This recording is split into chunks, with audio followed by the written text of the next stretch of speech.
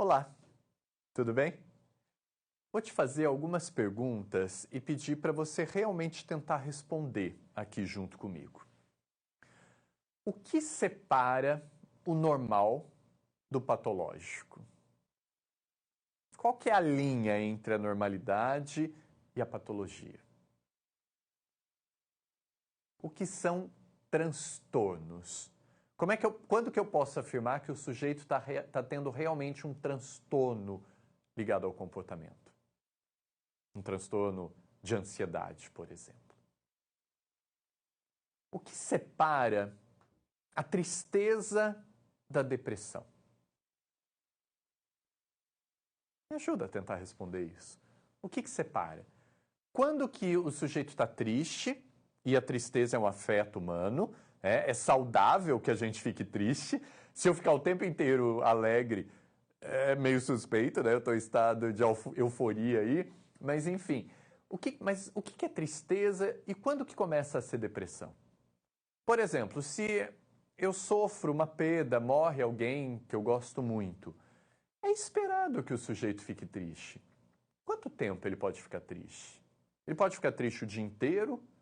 Ele pode ficar triste durante uma semana, 15 dias, um mês, 6 meses, um ano, 5 anos, 10 anos? Tem limite? Ou isso vai depender de pessoa para pessoa? Essa classificação, né, esse conceito de normalidade, ele nunca foi um conceito simples. E ainda não é, tá? Importante ter isso claro. Muita discussão existe ainda em torno desse conceito de normalidade. O que é o normal? O que é o patológico? Eu posso criar sistemas aí de classificação e todos se enquadram ou não? Depende de cada pessoa. Eu tenho que te indicar uma leitura, um clássico da literatura brasileira, que vai te provocar uma reflexão imensa, eu tenho certeza. O maior, na minha opinião, o maior autor de todos os tempos, de todas as línguas, um cara chamado Machado de Assis, tem um conto com o título O Alienista. Marca aí. O Alienista, Machado de Assis. Já leu? Se já leu, leia de novo. Se não leu, você tem que ler. O Alienista é uma história em que um cara, médico, né, psiquiatra, ele sai e vai para uma determinada cidade onde ele começa a classificar as pessoas pelas patologias aí, pelas psicopatologias. E ele começa a identificar que determinada pessoa tem um transtorno, né, de ansiedade, o outro tem um transtorno disso, o outro tem obsessão, o outro tem compulsão por tal coisa. E ele vai classificando, né, e vai levando para um hospital psiquiátrico. Todos. Porque todo mundo se enquadra dentro de alguma das classificações daquele cara, né? Isso é ficção.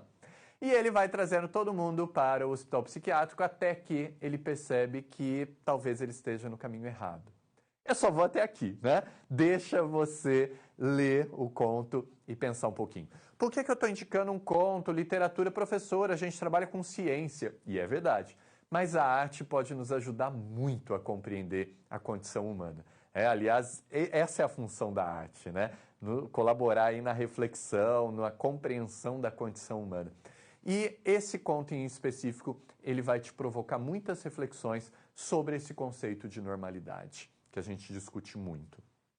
Tanto é que a gente vem criando novas psicopatologias, né? Então, algumas décadas atrás, a gente não tinha, por exemplo, o vício em aparelhos eletrônicos, digitais, né? Ninguém ia ser tratado porque estava viciado em redes sociais. Hoje, sim. Isso pode ser um limitante para o sujeito, ele não consegue trabalhar, ele não consegue se relacionar porque ele fica a maior parte do tempo nas redes sociais. Enfim, a gente tem dependências novas sendo construídas a partir do nosso modo de vida. Psicopatologias, né? Novas formas de ansiedade com comportamentos que até então não existiam. E que a princípio são normais, depois a gente começa a ver que isso gera sofrimento. Sofrimento é uma palavra importante para a gente tentar entender o que é normal e o que não é. Adaptação também, adaptabilidade, né? O quanto esse comportamento te torna não adaptado mais à sociedade, te impede de trabalhar, de se relacionar, de ter prazer. né? Quando a gente tem casos extremos, é mais fácil classificar. O cara que fica lá o dia inteiro, não sai de casa, não quer se relacionar, não tem vontade de nada. Aí é um caso extremo, eu consigo identificar. Então tá lá, olha, é depressão. Mas nos casos mais sutis, isso não é tão simples. Então eu vou ter que olhar para o sujeito. E lembrar da Organização Mundial de Saúde, falando que saúde não é só ausência de doença. Saúde tem a ver com... Perdão, ó, faltou saúde.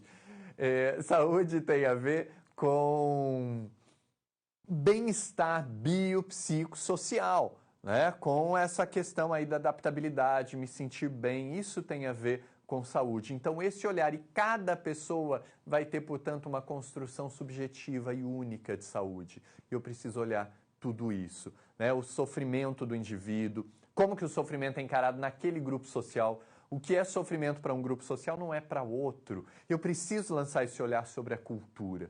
A normalidade, ela passa a ser vista como um processo, uma construção individual e coletiva. Mas essa normalidade ela é comparada com a possibilidade de reinvenção do sujeito. Isso é algo muito legal para a gente fechar nossa conversa. A partir da dor, eu posso me reinventar e eu posso superar isso. E aí, isso passa a ser tratável, porque eu posso ir para um outro patamar a partir de uma situação de sofrimento.